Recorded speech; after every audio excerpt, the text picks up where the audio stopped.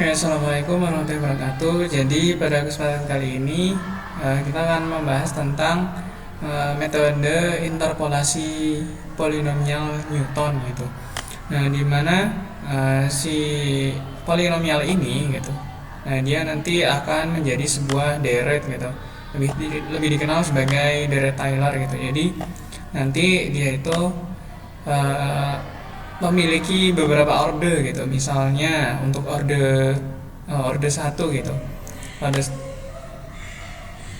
turunan orde satu itu dia akan dibuat untuk kasus-kasus seperti menentukan kecepatan yang akan nanti kita run.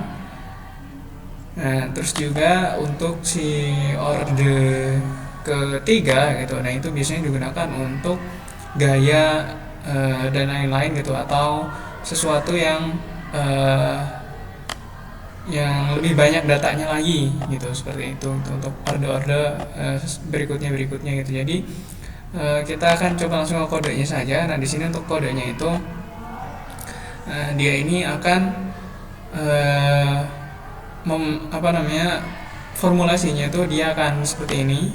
Yang pertama, nah ini untuk menentukan si polinomialnya terlebih dahulu gitu. Jadi dia itu ada batas-batasannya gitu. Jadi misalnya di sini adalah untuk inputan batasannya itu misalnya di satu, mulainya harus dari satu ke data real, terus kemudian dia sampai ke data terakhir, data n plus satu gitu. Jadi artinya dia tidak dimulai dari nol seperti itu. Nah, terus juga di sini juga ada juga untuk si persamaan yang keduanya gitu. Nah, ini untuk data-data di setiap grafiknya. Nanti setiap grafiknya itu akan terbentuk sebuah titik-titik. Nah, titik-titiknya itu apa namanya, akan dihitung gitu. Hasilnya itu berapa saja seperti itu gitu. Misalnya nanti eh, kecepatan terhadap waktu gitu, atau jarak terhadap waktu gitu. Untuk kecepatan, dan kecepatan terhadap waktu adalah untuk percepatan gitu. Seperti itu gitu. Nah, ini untuk modul Newton Poly-nya. Nah, kita perlu membuat modul Newton Poly-nya ini juga, yang nantinya akan kita panggil gitu. Misalnya di sini kita ada contoh yang pertama dulu yang lebih gampang. Di sini ada kecepatan gitu. Jadi perpindahan terhadap waktu gitu, atau jarak terhadap waktu gitu. Nah, di sini untuk data-datanya. Nah, di sini datanya 3, 6 dan 9. Di sini itu dia sebagai T atau waktunya. Di sini untuk Y-nya. Nah, di sini sebagai si jaraknya seperti itu. Nah, kita panggil tadi Newton Poly-nya. Kita juga memerlukan NumPy untuk mengolah, untuk memasukkan data-data yang seperti ini, data yang seperti pada tabel gitu ya, ini ya misal. Nah, terus di sini juga kita masukkan math juga, dan juga matplotlib untuk membuat plot gitu. Di sini juga kita akan menghitung tiap titiknya dengan fungsi seperti ini. Nah, itu seperti itu. Terus juga kita perlu menghitung nilai eksaknya juga sebagai perbandingan dari hasil perhitungan polinomial Newton gitu, atau interpolasi. Sekarang akan kita coba run terlebih dahulu. Nah, setelah di run dia akan print data seperti ini gitu. Jadi jadi kita bisa batasin gitu di sini itu.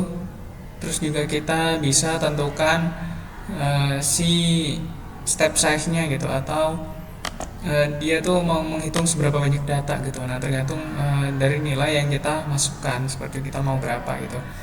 Nah, kalau di sini ya, ini tuh kita masukkan dari detik ketiga gitu sampai dengan ke detik ke 9 gitu. Nah, dari detik ke 3 sampai ke 9 kita bisa tentukan berapa titiknya gitu. Semakin banyak titiknya akan semakin terlihat si grafiknya. Nah, di sini untuk grafiknya sendiri, nah itu tuh kita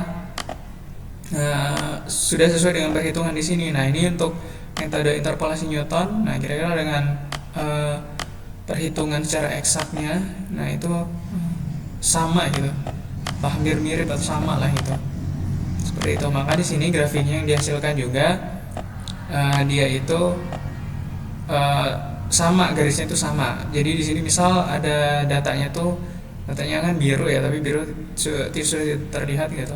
Nah di sini untuk garis si perhitungan interpolasi Newtonnya itu warna oranye, dan untuk hijau itu hasil perhitungan secara eksaknya. Nah di sini itu terlihat karena mirip dan sama gitu, identik gitu maksudnya, maka dia tertumbuk garisnya sehingga tidak terlihat untuk si oranye gitu.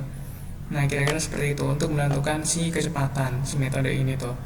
Selanjutnya mungkin di situ ada contoh yang lain lagi. Di sini mungkin ada contoh tekanan dan suhu gitu. Nah langsung kita run saja. Nah di sini itu baru terlihat. Nah di sini itu kita bisa bisa kita tentukan lagi mau berapa titik.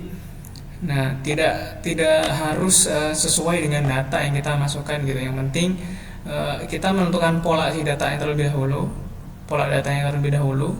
Setelah itu kita bisa panjangkan gitu untuk datanya itu nantinya gitu, kita bisa atur. Nah dari sini seperti misalnya di sini datanya adalah kita cuman punya sebanyak 1, 2, 3, 4, 5, 6 saja ya, harusnya di sini asalnya adalah 6 saja gitu, tapi dari metode ini tuh bisa kita atur sendiri gitu, karena kita sudah menentukan polanya. Maka dari itu dia akan menghitung gitu dari range angka tersebut gitu, mau seberapa besar gitu untuk si step size nya gitu. Jadi loncat tiap perhitungannya tuh titiknya tuh kita mau berapa. Sini titiknya kita coba untuk lebih banyak lagi. Nah di sini baru sedikit terlihat ya gitu, jika perhitungan eksak itu dan nyatanya itu identik gitu, seperti data yang dihasilkan di sini identik, cuman berbeda 0,00 berapa lah gitu, 0,00 sekian gitu untuk tiap data tuh. Misalnya ada yang 0,0 berapa ini, 0,0 ya 19 mungkin, dan lain-lain seperti itu ya. Tapi tidak terlalu jauh gitu. Di sini dibuktikan juga dari si grafiknya. Jadi suhu tekanannya itu kita juga bisa lihat di sini. Ini ada oranye dan ada hijaunya gitu. Nah, itu menandakan bahwa si interpolasi Newton ini juga dapat digunakan gitu, dengan digunakan untuk menentukan misalnya seperti ini, perhitungan-perhitungan secara fisika gitu, permasalahan yang ada di fisika. Mungkin sekian dari materi kali ini tentang interpolasi Newton.